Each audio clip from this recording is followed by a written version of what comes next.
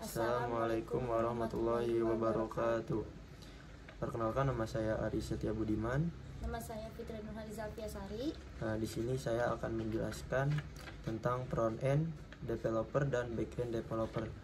Untuk front-end akan dijelaskan oleh saya dan back-end akan dijelaskan oleh Fitria. Baik, kita masuk ke pembahasan yang pertama, yaitu front-end developer.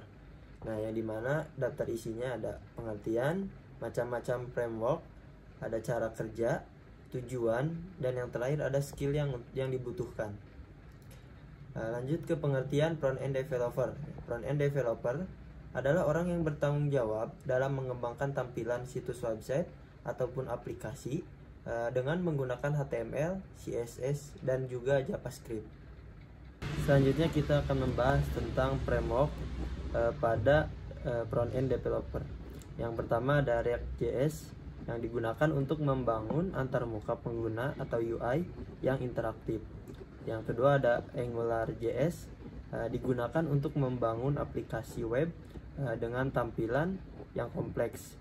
Terus ada Vue.js, digunakan untuk membangun antarmuka pengguna atau UI yang interaktif. Dan terakhir ada Bootstrap, digunakan untuk membangun tampilan yang responsif pada aplikasi web. Selanjutnya kita akan membahas cara kerja pada front-end ya. Cara kerja pada front-end adalah memastikan agar suatu situs website atau aplikasi bisa dilihat dengan baik oleh pengguna.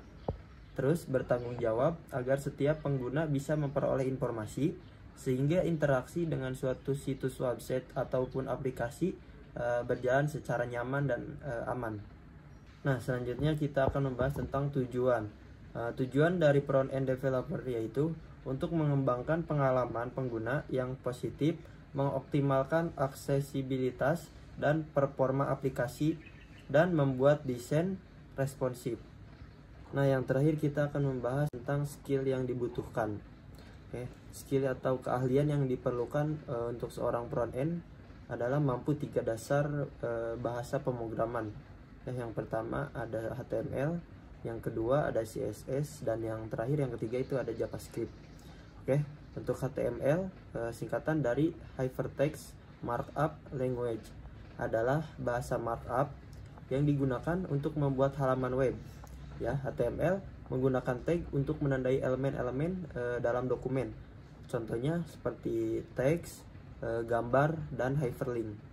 Untuk yang kedua ada CSS, yaitu singkatan dari Cascading Style Sheet, adalah bahasa gaya yang digunakan untuk mengendalikan tampilan dan format halaman web yang ditulis pada HTML.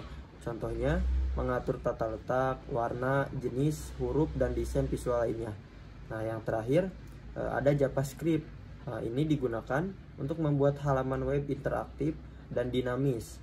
Dan JavaScript memberikan kemampuan untuk menambahkan interaksi langsung ke halaman web seperti animasi, validasi, formulir, dan manipulasi elemen HTML.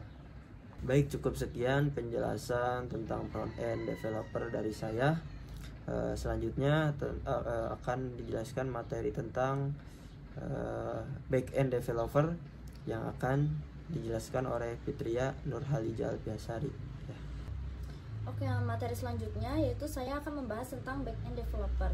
Di halaman pertama yaitu ada daftar isi, ada pengertian, macam-macam framework, cara kerja, tujuan, dan juga skill yang dibutuhkan. Yang pertama saya akan membahas tentang pengertian tentang back-end developer.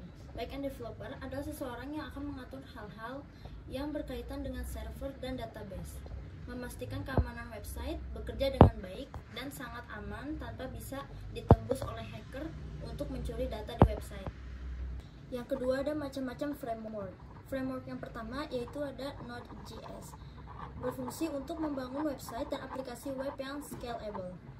Yang kedua ada Laravel, adalah framework PHP yang terkenal berkat kelengkapan fitur dan sintaksisnya yang sederhana. Yang ketiga ada Express.js.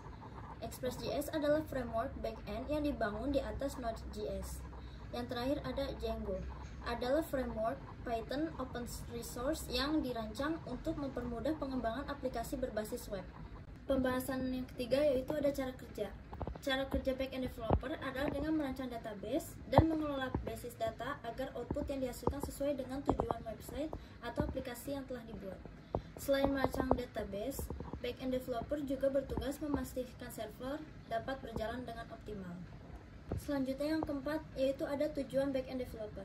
Back-end developer bertujuan untuk memastikan server berjalan dengan optimal, melakukan testing dan coding, merancang alur website, dan mengatur keamanan website. Dan yang terakhir itu, ada skill yang dibutuhkan untuk menjadi seorang back-end developer. Yang pertama, ada Python. Python merupakan bahasa pemrograman tingkat tinggi. Dan yang kedua, ada Ruby. Ruby adalah kerangka kerja atau full stack yang berarti tidak perlu menggunakan data kerangka kerja yang berbeda. Yang ketiga, ada PHP atau Hypertext Preprocessor, yaitu bahasa pemrograman yang umum dipakai dalam pembuatan dan pengembangan suatu web. Yang keempat, ada Java. Java merupakan bahasa pemrograman yang bertujuan untuk membuat aplikasi dan website. Dan yang terakhir, yaitu JavaScript. JavaScript merupakan bahasa pemrograman yang dinamis bagi seorang pemula. Cukup sekian penjelasan materi back-end developer dari saya. Mungkin kami cukupkan presentasi kali ini.